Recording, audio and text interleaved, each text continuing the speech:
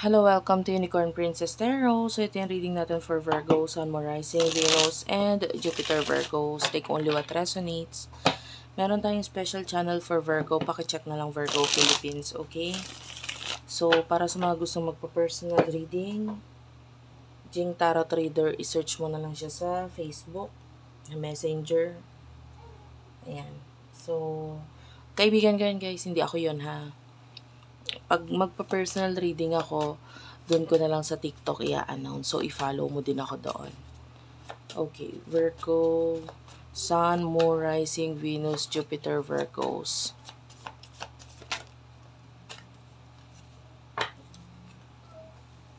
Page of Cups, Three of Wands,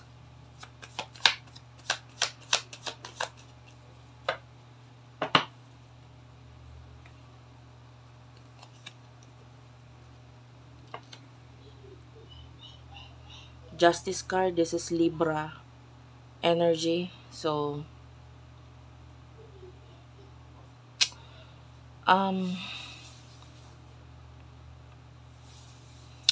bottom of the deck is the Four of Wands. This is regarding sa career. Nakita tayo ng mga opportunities for you, mga offer para sa'yo.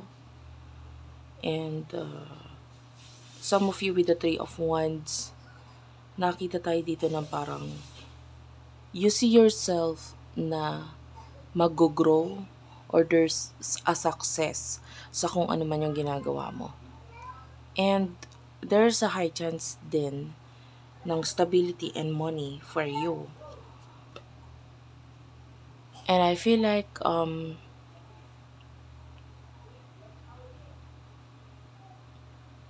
may growth may growth tayong nakikita. Especially with the Page of Cups. Nandun yung parang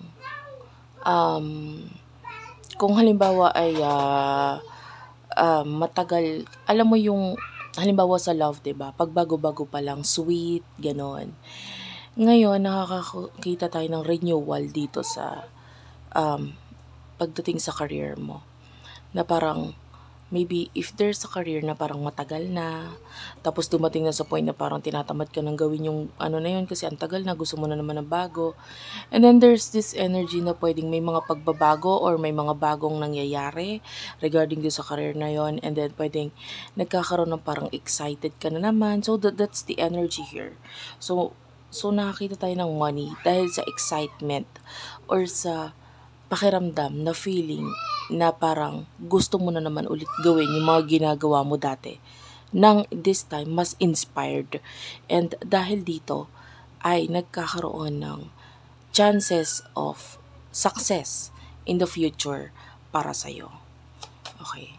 May message ba tayo pagdating sa love for the sign of Virgo, Sun, Moon, Rising, Venus, and Jupiter Virgos?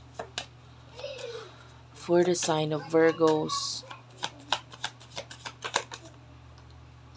Yeah, do you have here the Ten of Pentacles, Four of Wands, Six of Swords. Regarding the past, if you're dealing with the past, with an ex or with someone na pwedeng may separation, may malayo na, there's this moving on or maybe yung some of you naka-move on na, yung iba nasa moving on stage because pwedeng nasabi mo na lahat or nalaman mo na lahat or nasabi mo na lahat ng totoo sa'yo or you have learned a lot from this person already and now you are ready to move on. And yeah, I don't feel like maggagawa ka pa ng actions because kung gagawa ka ng actions ng something is pwedeng feeling mo masasaktan ka lang, so you're moving on.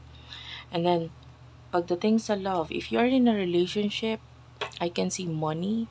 I can see a lot of money coming in here for you kung ikaw ay nasa stable, magandang relationship. I can see both of you and your partner is having this growth, no? Na parang paparating sa inyo. And Tell me about this. What's with the Ten of Pentacles and the Four of Wands?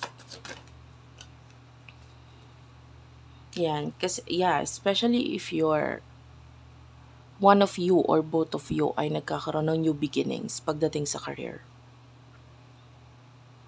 May breakthrough na tinatawag. Yung parang, it's like a windfall. Pag sinabi nating windfall, katulad yun parang apple. Dahil sa lakas ng hangin, biglang bumagsak and nasalo mo yung apple. So, ano ibig sabihin nun? It's like a major breakthrough and money is about to come to you and to your partner. Okay, some of you pwedeng yung partner mo yun na magkakaroon ng major breakthrough and windfall. So, ang energy, makikinabang ka. No? So, ito more on money, ito, yeah, you do have the Nine of Wands. Something is growing here from whatever challenge ang pinagdadaanan mo ngayon. So, it's like pwedeng yung iba sa inyo may challenging situation sa inyo na person mo na magdudulot para magkaroon ng growth sa inyo. Dahil kung hindi nagkaroon ng challenge, hindi mo matututunan, hindi ka magkakaroon ng growth, etc. But you are growing with this person. And there's money here. And for some of you na if you're single, temperance is here. So, some of you, kailangan mo lang maghintay or wag kang magmadali. Kailangan mong aralin kung itong person ba na ito ay okay sa'yo or kung wala pa, kailangan mo lang maghintay. There's a new one coming for you. Okay? Pero sabi ko nga, pag may dumating na bago, wag magmadali. Okay? Yun yung pinaka-message doon. So, all in all, ngayon, pagdating sa career, medyo mas maganda yung sinasabi. Pagdating sa love, if you're in a relationship, medyo concentrate pa rin muna kayo sa money kasi you need to build something. Okay? And if you're dealing with the past, wag mo na muna isipin si past and you focus on your money. In the near future for you, Virgo. Six of Cups. King of Wands. The Eight of Cups. Eight of Wands. Clarify the Six of Cups and the King of Wands. The Wheel.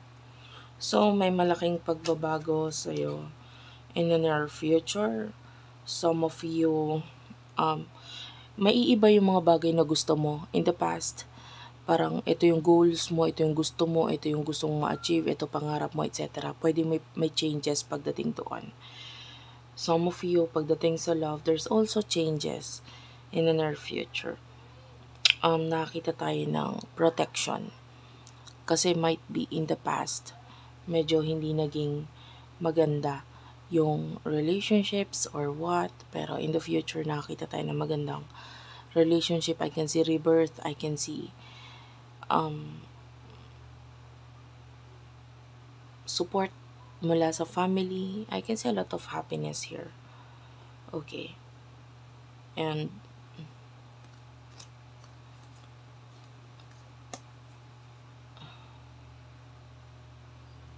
may mga taong aalis sa buhay mo in the future.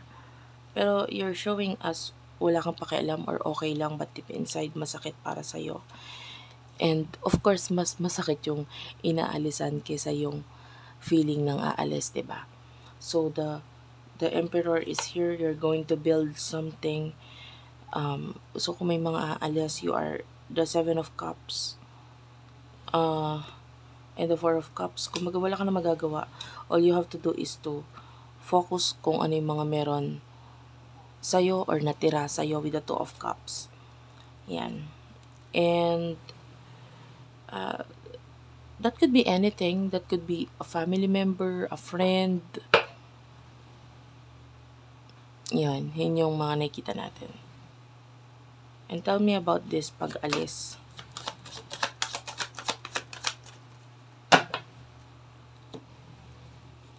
You do have here the Ace of Wands. Yeah, definitely there's a new beginning for you. And with the Eight of Pentacles, I can see you na mas magfo-focus ka sa career during this pag-alis ng mga taong ito.